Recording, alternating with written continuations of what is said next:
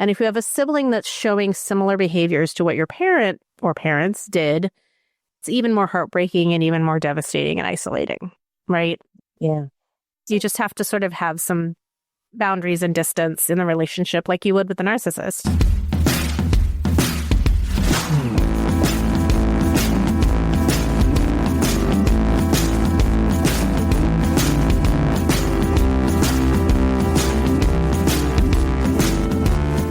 Hello and welcome to How to Be a Terrible Daughter. We're the podcast where we hate your parents for you. We joke about our terrible childhoods and we talk about how we survived them and we share the tools we've learned along the way. So who are we? I am Elizabeth. I am a psychotherapist and an artist. I am Megan. I am an occupational therapist, an energy healer, and a podcaster now, I guess. Yes, definitely. We're season 3. I think that you can claim that title. I think we've passed the threshold of many podcasts. Yeah. I don't think I told you this, but I heard something that was like, podcasts are the boys' version of getting bangs. Yes. Yeah. I'm growing out my bangs right now. I don't know what that means, but anyway. And we're cousins. We're cousins. We grew up together.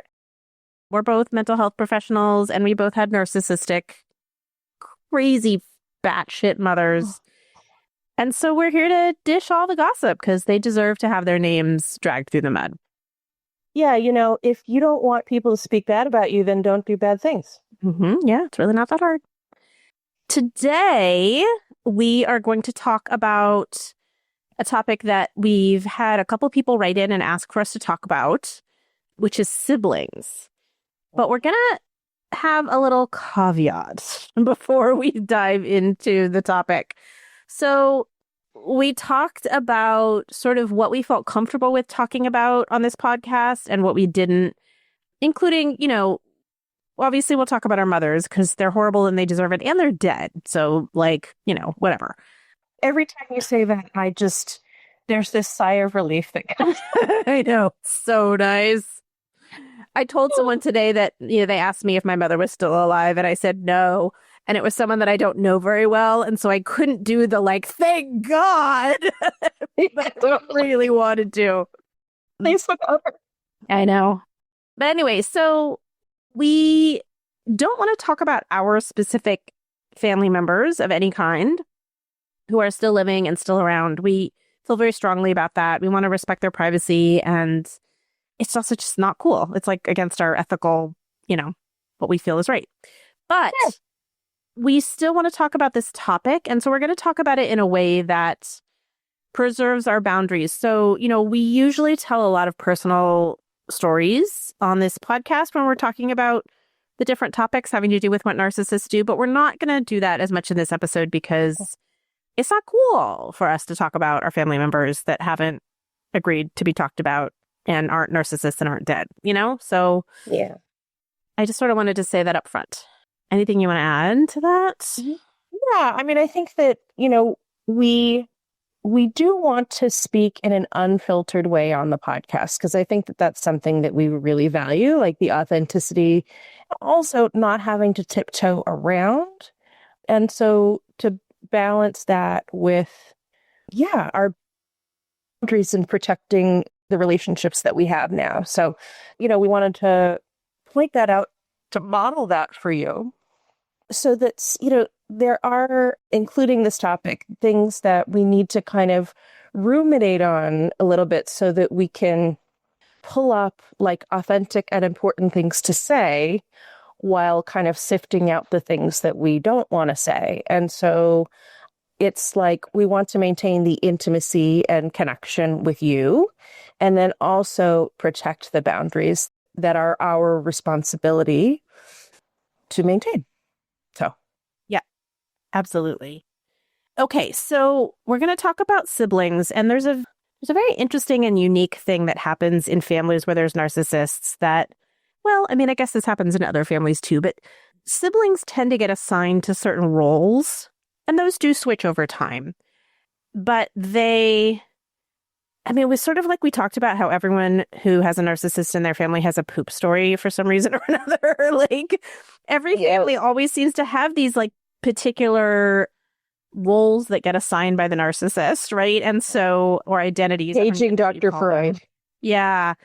And so we wanted to talk about those because, you may see yourself in one or more of these roles. And it's sort of nice to get that confirmation of like, oh, it's not just me. So do you want to talk about what the different types of role or identity is? Yes. I do want to say, like, when I talk with people and myself, when I talk with myself about these roles, sometimes I'm like, well, sometimes I'm this role and sometimes I'm that role. And like, I spend a lot of time in that role. And really, no matter what role you have, none of you are actually able to be real, full human beings. And that's actually kind of the point, which is that you are all assigned a character that and you in will the be narcissist's as mind. Yeah. Yes, yes. But also because we all need normalcy desperately, the only way to really continuously function as a family is to just accept the script and the direction of the narcissist. Now, this is not healthy in any way, but in some ways it's human nature because we just want the chaos to stop. Yeah. And do what you need to do to survive when you're growing up in a family like this. Yes. You find whatever looks like peace or looks like the narcissist leaving you alone, and so you play the role because if you play the role, it will be horrible, but not as horrible as if you tried to push against the role that they're putting on you. Yeah. The bottom will drop out, which is terrible. So there are 4 general roles that are given to children in a dysfunctional family.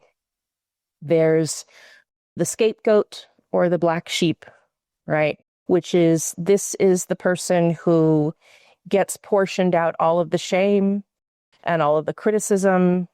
And usually this is in therapy what we call the identified patient, right? Which is that there's something wrong with this person. We would all be functioning fine if it weren't for this person, right? Or why can't you be more like your brother or sister, right? It's always... Yes, absolutely. Did that hit a little bit too close to home? Yes. Well, and this is interesting because for the first, 21 years of my life, I was the scapegoat, right? Mm-hmm. And you initially were the golden child, which is the second one. Which is the next one. And then I got switched. Yeah. Yeah, exactly. And here's the deal, which is that the golden child, it's not necessarily a better deal. First, let me talk about what the golden child is, and then we could talk about why it's not great. So the golden child is responsible for all of the pride and the self-esteem of the family.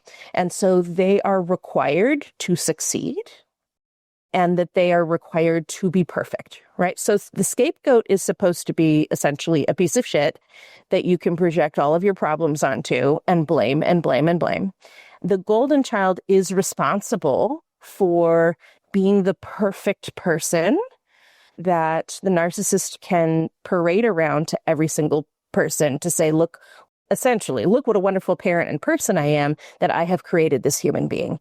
But it is a trap, like all of them.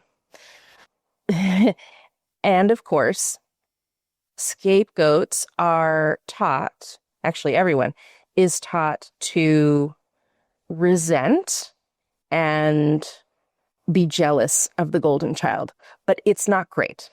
Do you want to say a little bit about why it's not great? Yes. You can say no. Yeah, no, that's fine. So as the golden child, you are put on a pedestal, a very, very high and very, very precarious pedestal.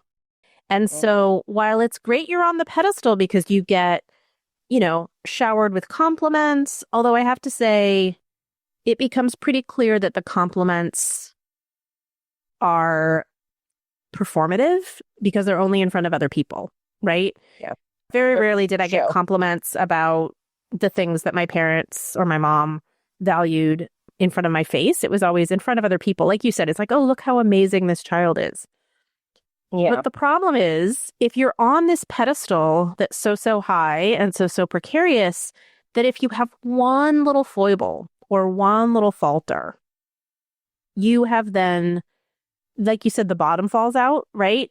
You Yeah. fall really, really far and it really, really hurts because the sort of love bombing and devaluation cycle that we've talked about before. So as the golden child, you're love bombed quite a bit for doing things, but only for doing things that your parents want you to do, not for being yourself, just for succeeding in ways that they want you to succeed. But as soon as you do anything that tarnishes that image, of who they want you to be, you being sort of the show pony, the devaluation and the shaming and the humiliation that comes on the tail of that is really vicious, really, really vicious. And so while I think the scapegoat, it's not great being the constant person who's shamed and humiliated in the family. It's a different kind of mind fuck to be the person who is told you're amazing, you're the best child ever, I'm so lucky you're my child, da da da da. And then, an hour later being told you that you're an incredible piece of shit and how could you possibly do this to me, right? It's a roller coaster and not the fun kind, the kind that makes you vomit. Yeah. So, yeah.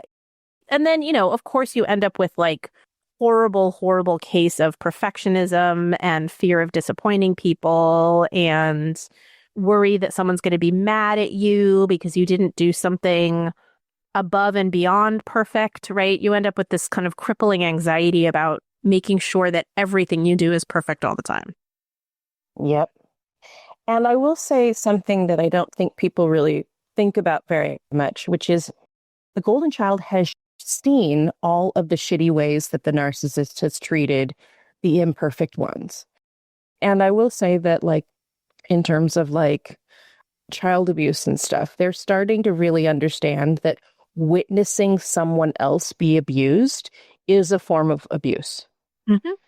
So there's all of this implicit pressure and abuse that the golden child go through. And of course, the criticism is in private, right? And no one else in the family really sees how much pressure the golden child is under. Mm-hmm. Actually, what's really good? I don't know if you saw Encanto, but there's a really beautiful song that, is it Luisa that sings it? She's essentially the super strong one, the bodybuilder, and she sings about being under the tremendous pressure of having to be strong and good all the time. It's great. It's really great. And I would say that Mirabelle's role is the scapegoat, right? She's the only one who doesn't have a gift, right? You see it right there. Okay. So there's two other roles that I find to be really helpful to kind of remember. There is the invisible child or the ghost child. This is the child that no one worries about because they are, well, part of it is probably that someone else is the scapegoat and someone else is the golden child, right? So those roles are taken, right? Yeah. So the invisible child is not paid attention to. And that can seem like a relief, right? I think when you're the invisible child, like you just kind of coast on that, right? Yeah. But one, there's so many things that you don't get. You don't get the love, right? This is the kid who's dreamy, that always has their nose in a book, who's living in a faraway kingdom, and it's great to create artists and writers and stuff like that. But the gift of living in a body on this planet in a loving family is denied them. Mm-hmm. Yeah. So, yeah. And then there's the mascot, or shoot, what do they call it? I mean, in some ways, it's like the entertainer. This is often the youngest child, and they are very funny. They're the performer, right? So basically what they have to do is they have to come in and relieve the tension in the family. So they lighten the mood. And this could be in any way, shape, or form. But again, they are also not real people. They function as kind of like, at the rodeo, the rodeo clown, right? They go out and they kind of like sometimes tussle with the bull and they do all of these things in order to maintain is it serotonin supply? Yeah. Yeah. Yeah. So, and again, you can't be a real person no matter what these things are. You can't be a whole And so, with any of these roles. right. And for example, as children grow up and move out of the house, those roles will shift. Or if something happens in your life or in the family or something like that, those roles will shift around, but they're all based on what the narcissist needs in order to simulate a normal person. And that is someone that they can have reflected glory. And then, of course, someone that they can project all of their rage and shame on. And then, of course, be entertained and pleased. Ugh, Right. it's just disgusting. Are we not entertained? Yeah, it's terrible. Seriously. So, each sibling usually has a role. Again, you generally tend to be in one role, but it can change day by day. It can change over time. I am a younger sibling, so when my sibling moved out, I went from being the golden child to the scapegoat. So, it can vary over time, but, again, there are these, all narcissists sort of do the same thing, right? So these roles are sort of always present in the family in one way or the other. Yeah. The next thing I wanted to talk about was, where I'm going to throw some therapy jargon out there, triangulation and splitting. And these are techniques that the narcissist uses with their kids, but it also could be with the family. Like the spouse could be part of the triangulation or the splitting as well.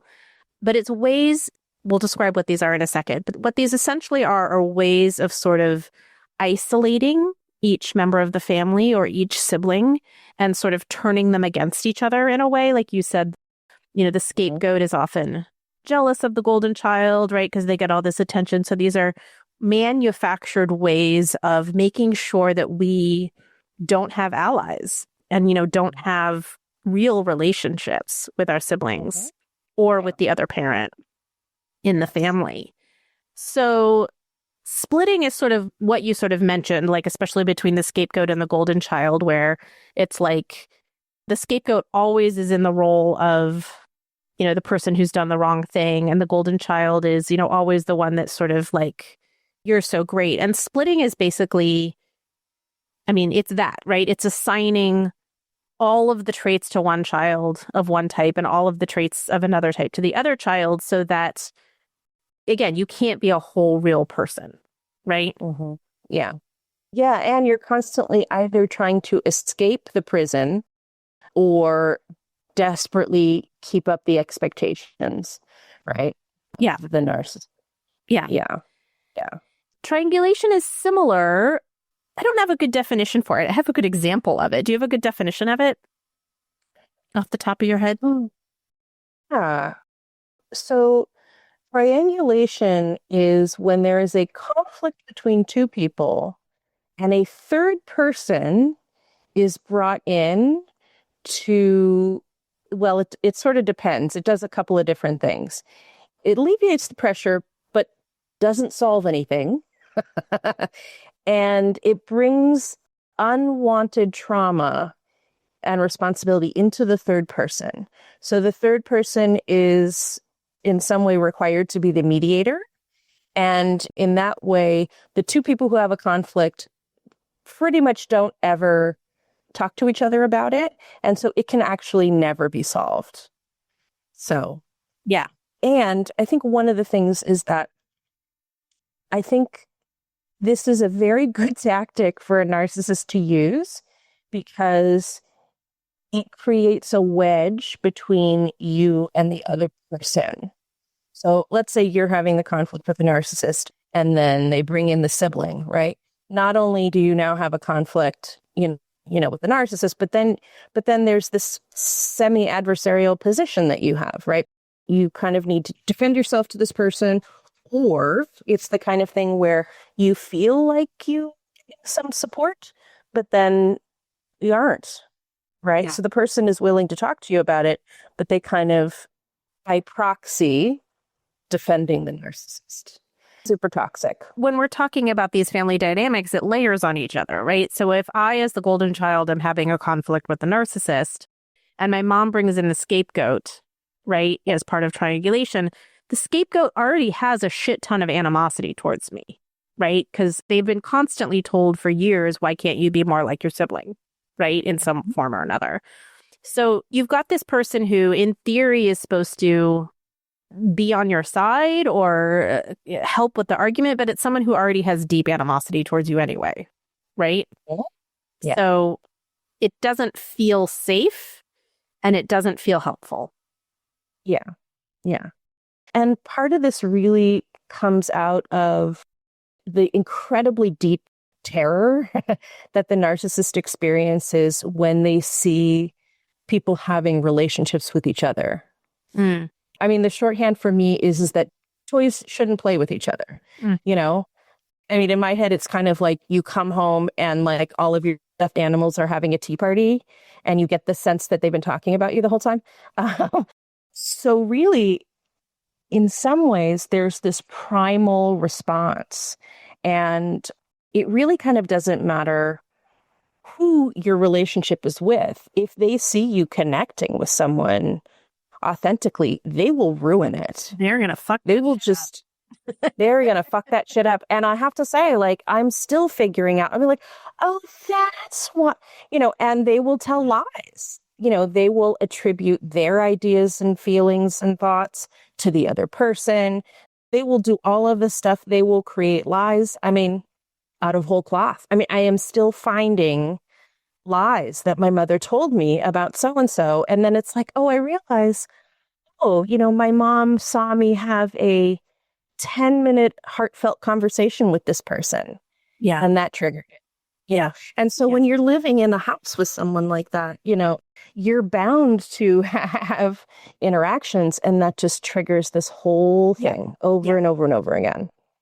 I'm just going to give an example of this for people so that they sort of get a little bit more concrete of what we're saying. My mom used to constantly tell me that my dad was ashamed of me and that I was an embarrassment to him, and that he felt like every time he even looked at me, it just made him so ashamed and so embarrassed to even look at me. And so that the best thing I could do would be to avoid being in his presence so that he didn't have to look at me and be embarrassed and ashamed. Meanwhile, she told my dad, now I should say I didn't hear this from him, so this is family hearsay, but I believe it based on what she did. She told him that I was terrified of him and that he shouldn't come around me because he scared me. So now we have two people that could be having a meaningful relationship in this family who are both being told lies about the other person that keep them away from the other person. Right? So that's what we're talking about, right? Anytime there's any either real relationship that you have with someone in the family or even the potential of a relationship, the narcissist will lie and manipulate and do something so that you no longer feel like you can be close to that person. Yeah. Also, I will say that there is this revolving experience of trauma because you don't know what your narcissist has said in private right before a family event or something like that. Because I've had that experience too, where it's like my mom will have like a blow up or something right before, just so that I am unable to be fully present and actually make connections with the people that supposedly love me, right? And oftentimes, like if you're talking to your siblings and you're like, why? They say, well, that didn't happen or whatever. Some of that actually may be, if you really look very clearly at your memories, a lot of the abuse is in private. But the things that they did see, they may be dissociated Mm. to some degree because they have been abused and they are, and they have frozen, and that it takes them a while to thaw out.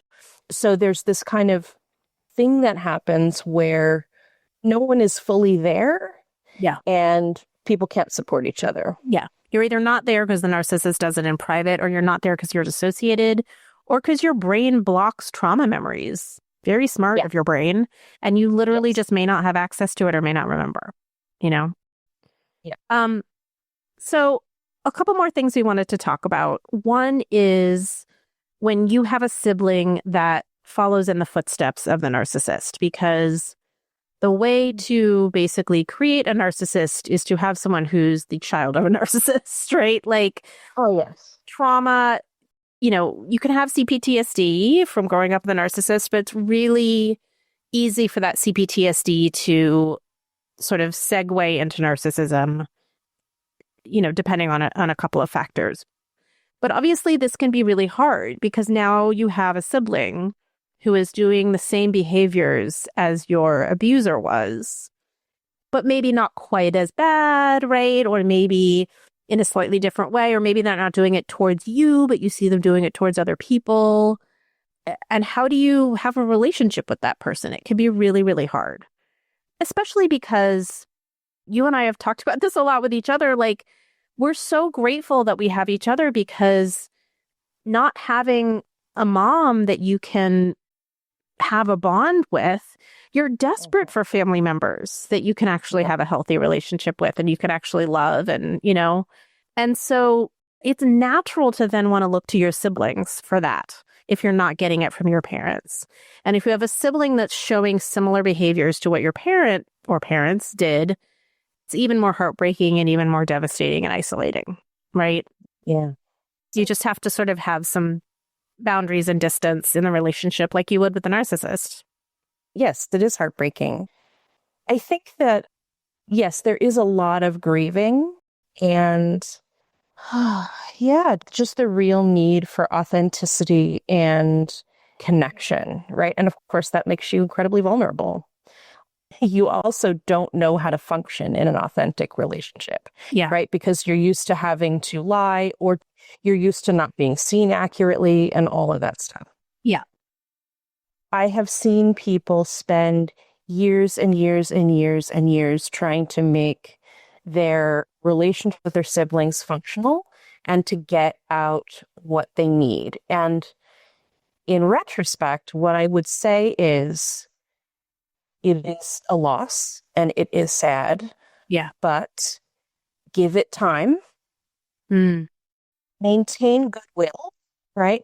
But invest in the actual relationships that are real and are supportive. And so what I mean is chosen family, chosen family, chosen family, chosen family. I have a relationship, with my family members is I have been able to cultivate chosen family. And I will say, sometimes the narcissist has detonated the nuclear weapons and poisoned the earth. Mm-hmm. It may never happen. Yeah. And I say this with pain in my heart. Yeah. But I will say, consider stopping the chase or the whatever and, let the other person go through whatever they're going through and get your love and your satisfaction and whatever where you can actually find it now. I mean, I think that's advice for the narcissist too. I think personally for me, for years, I spent time trying to fix the relationship with my mom, trying to repair it, trying to make it so that it had some semblance of those relationships I saw other people having with their moms. Somewhere I heard this quote, I don't remember who said it, but it was something like, you can tell someone who's been abused, or you can tell someone that has childhood trauma, because they continue to try to get difficult and toxic people to love them. And sometimes that's your siblings too, right? I mean, we all want close, loving relationships with our siblings. We all want close, loving relationships with our parents. But if those people are difficult or toxic, again, maybe given time, I feel like with siblings, I feel like if both siblings get into therapy, their own therapy, and, do the work, it's possible. And sometimes it just is possible. I definitely know people that have grown up with narcissists and the siblings ended up close and it worked out great. I mean, that does happen sometimes. But just, like you said, spend your time investing your energy, your love, your life force into people that can give it back to you in a healthy and easy way. You are easy to love. You should feel easy to love. And if you have people in your life that don't make you feel that way, those people aren't your family. Go find other people and call them your family. Make them your family, There are people out there for you who love you, will love you exactly as you are. Yeah. And it'll be easy and all for the them to parts do that. Yeah. Yes. Yes, yes, yes. Yeah. Yeah. My husband is just like, thank you for loving me so well. I'm like, it's like, what am I doing? Like, No, he is pretty easy to love. That's, yeah. Love him. Anyway.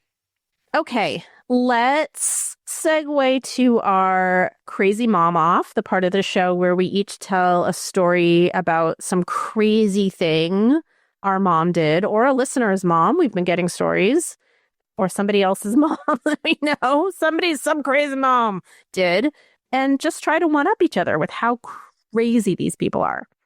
Do you want to go first, or should I go first? You go first. Okay. Mine is somebody else's mom. And this is someone, so they sent me a message and they said, essentially, they hung up on their mom because their mom was being terrible and difficult. Yay. And their mom then sent them an incredibly long text message in the form of a poem. Oh, no. And they said, it's ironically titled An Apology, but contains 0% apology. This is a story we've all heard or lived through, and yet I am riveted. I'm going to read you the poem in my best dramatic persona voice. It's long. Strap in. Okay, are you ready? It is titled An Apology. It's complicated. If I could hold them back, I would. My tears are not a premeditated effort to instill guilt. They just arrive uninvited. The grief is honest. A river suddenly rising above dry banks spills out without warning. 4 years is much longer time than the 3 years I had been expecting. In saying our goodbyes, I wanted reassurance of the next visit, the hope that you might truly want to be with us sooner. But no answer came. Just irritation and anger with my neediness. It's nothing new. I have always cried when we parted. This time has been so much harder to hold back due to your anger. The last thing I wanted was for our last few minutes together to be so hurtful.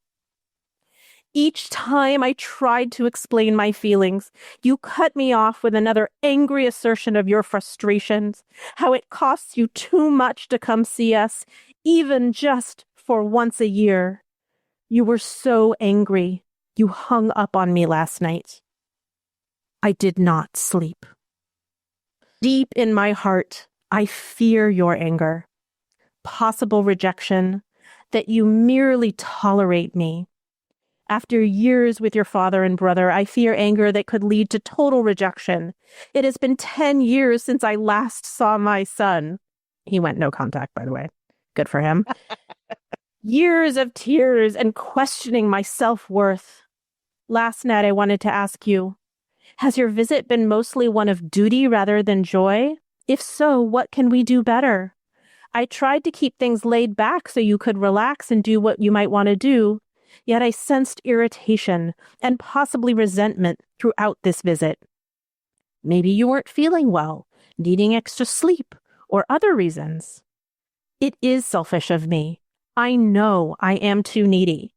It is my problem, not yours. If I could have held the tears back, I would, but the tears are still flowing. Please forgive me. With each goodbye, I fear losing you under an avalanche or over a cliff, and now over a misunderstanding. Losing you would practically kill me. I'm sorry for however I have hurt you. Please forgive me. With all my love, Mom.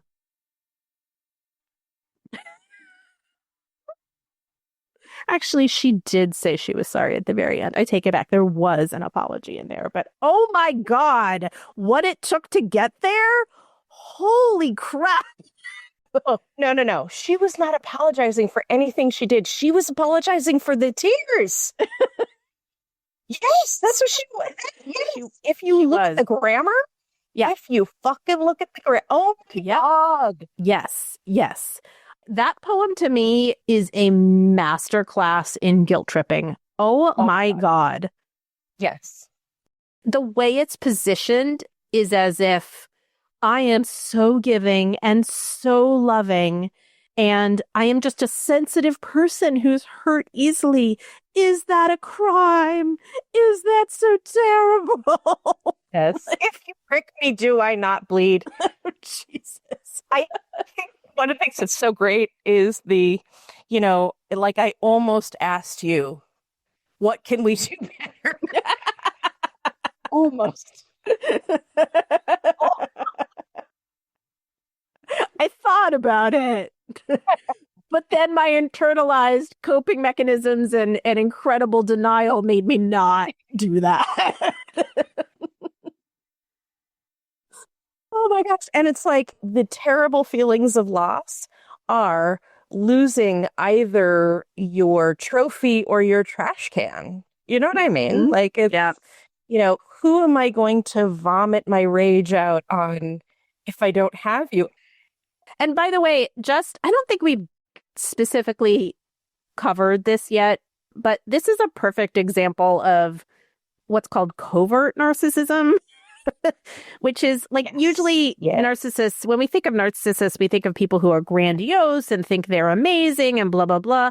But there's also this like flavor of narcissism where the person is just this perpetual victim who's always being fucked over and dumped on and misunderstood. And this person is still completely self-involved. Like they're unable to see anyone else's perspective other than their own perspective of being a victim. But it's kind of sneaky because, like, again, it doesn't look like your textbook grandiose narcissism where, they may not be flying into narcissistic rages. Instead, they may be flying into crying fits, right? Like it's a slightly different thing, right? Yeah. But it's the same underlying mechanism and all of that. It's still never about you. It's still always about them, and they're completely misunderstanding you. And again, you still get assigned a role, right? Like clearly in this epic poem, one child was the child who left, who abandoned them. And, this child is the one who she's now pinning all of her, hopes and dreams and abandonment fears on, right? So there is so much in that poem. That's a lot. There's so much. Like we can't, we could spend an entire episode dissecting it and to really say, okay, here's manipulation, here's manipulation, here's manipulation, here's manipulation. Yeah. I will also say that sending things that are that long is another form of manipulation. It's called emotional flooding, right? And so when you send someone a text or a poem or whatever that is just paragraphs upon paragraphs upon paragraphs of really intense emotion, it does two things to the receiver. One, it numbs you, because how can you possibly stay present for that much intense emotion coming off of someone else? And two, it doesn't leave any room for the other person to have an emotion about what's going on, right? Right. Because they've taken up all of the air in the room with their story and their perspective and their pain, right? So even yes, like we could go through each little like line item and show how it's manipulation, but the fact that it is so long is another form of manipulation. Yeah, 100%. Yeah. Yeah. So my story is, so there was a period of time of several years in my 20s where I did not have contact. And during those years, if you ever think that you're special, just wait because my mom would find people to be surrogate children. So, Yes, she would. yes. So adult children who like sometimes had a connection, right, to the family or whatever. And Like she a would family bring friend's child or something like that. Yeah. and she would bring them into the fold and basically, treat them whatever. So we went to Hawaii for the holidays every year, the winter holidays. And the years that I was not going, right, because I wasn't talking, my parents actually brought, my mom's surrogate daughter. And of course, they had a wonderful time. Everything was great. She was the golden child, was lovely, whatever. And I did end up reconciling with my parents and, was going to go to the holiday trip. And so was this. And I kind of I just mused, beforehand. I'm like, how is my mother going to handle having two golden children? Yeah, you cannot too. You cannot. And I was like, oh, I wonder how this is going to go down, right? And of course, halfway to 3/4 of the way through the trip, my mother in something essentially that this person did and destroyed them. Your mom basically created a lie out of nowhere and turned this person into the scapegoat. Pretty much. Wow. Yeah. Yeah. That sounds about right. Yeah. For a narcissist, I mean. Yes. Yeah. She took a sliver of a story that really had nothing to do with her. And she turned it into this terrible betrayal and eviscerated this person who was a family friend, right? And I spent 3 or 4 hours, maybe 5, sewing her psyche up. Right? Aww. And explaining this is her. I mean, not this person. This is my mom.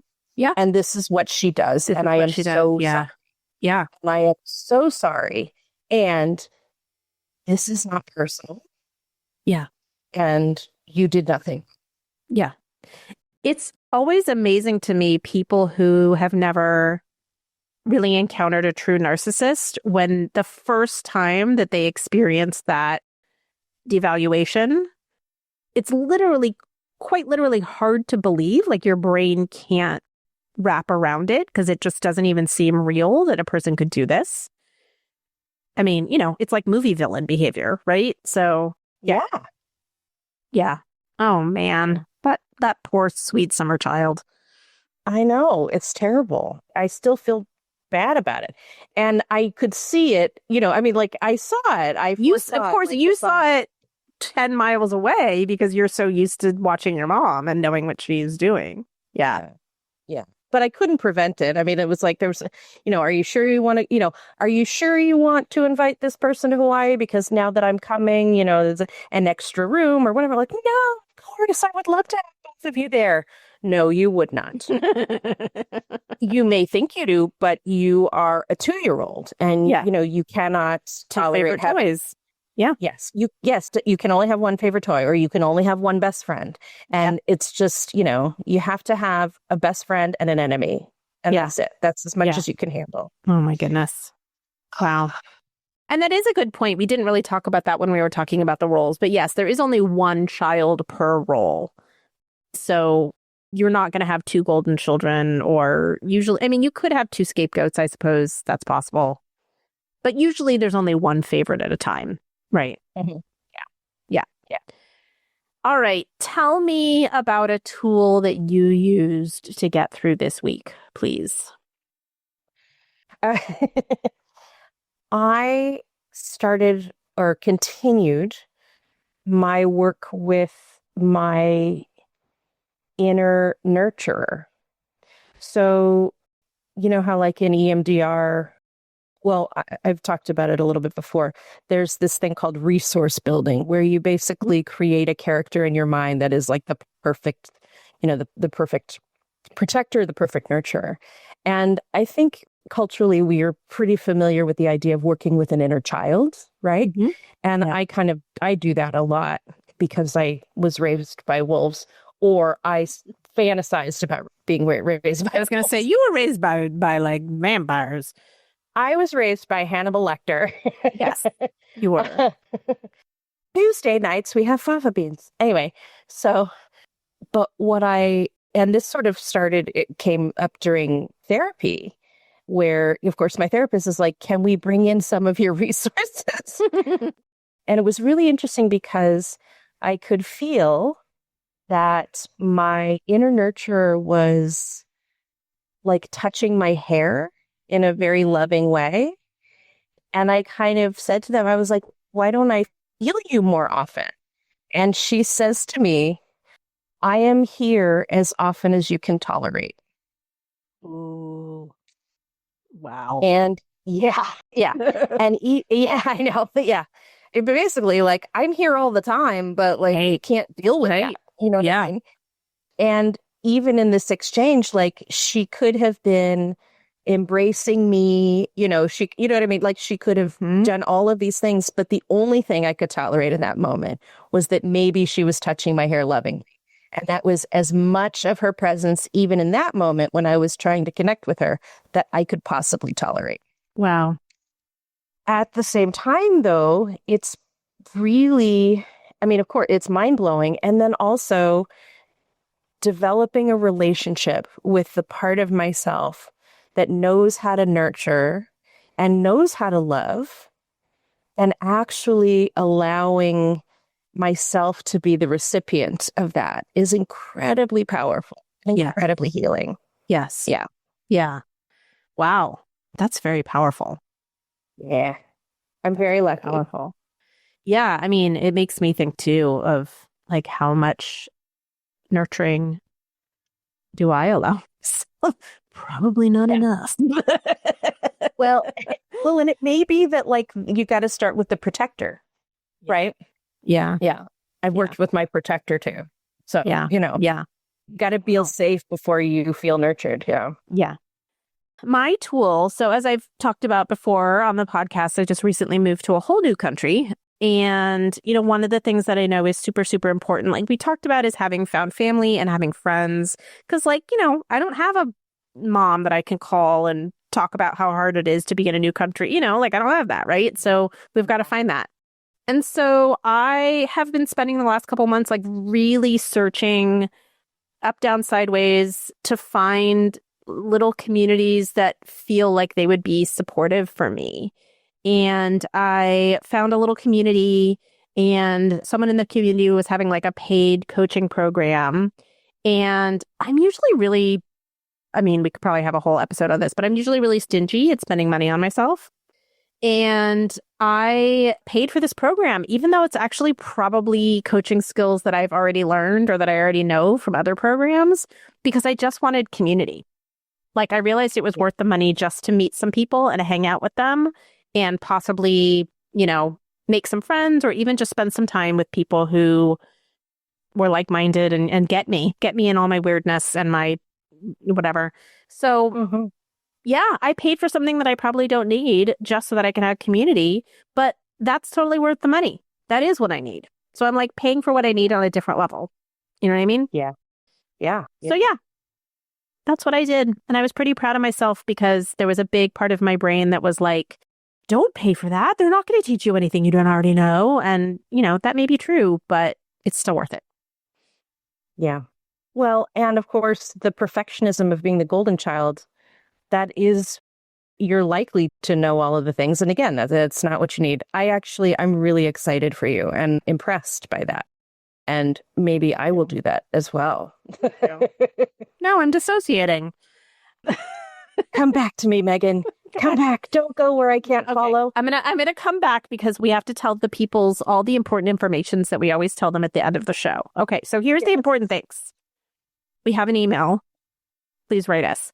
We are getting, trickling in more and more emails as, more people are hearing about the show. And every single one of them, it feels so good to get an email. Just people letting us know that what we're doing is helpful or that they feel seen. Oh my God, please keep sending us emails. And if you think I'm not talking to you, I am talking to you. We want to hear from you. Your email. Your email. Yes, you, the person that is hearing this right now. And so our email is the letter H, the number 2, the letter B, terrible@gmail.com, H2B terrible@gmail.com. You can also message us. We are on Instagram. We are on TikTok. We are on YouTube.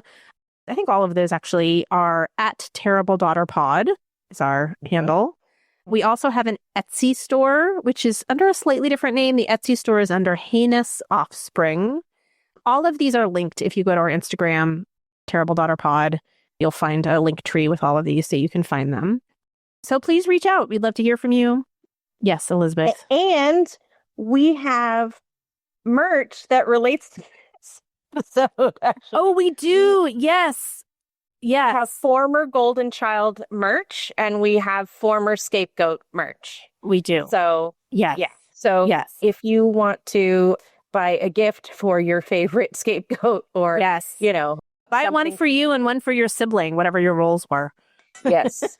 That's why we put former. And then, yes, exactly. And then toast to the demise of the narcissist with your mugs. Yeah. So please come check us out on social media. Write to us. We'd love to hear from you. And we just want to remind you that the best way to break free of worrying about what other people are thinking about you, whether you were the golden child or whether you were the scapegoat, is to just be okay with being the villain in their story. Who cares? You know who you are. You know who your friends are. You know who your found family is. Just be the villain in their story and let them have it. Thank you for listening. We'd be so grateful if you'd follow or subscribe and rate and review our podcast on your favorite podcast app. Make sure to share it with friends, family, or anyone that you think may benefit from this content.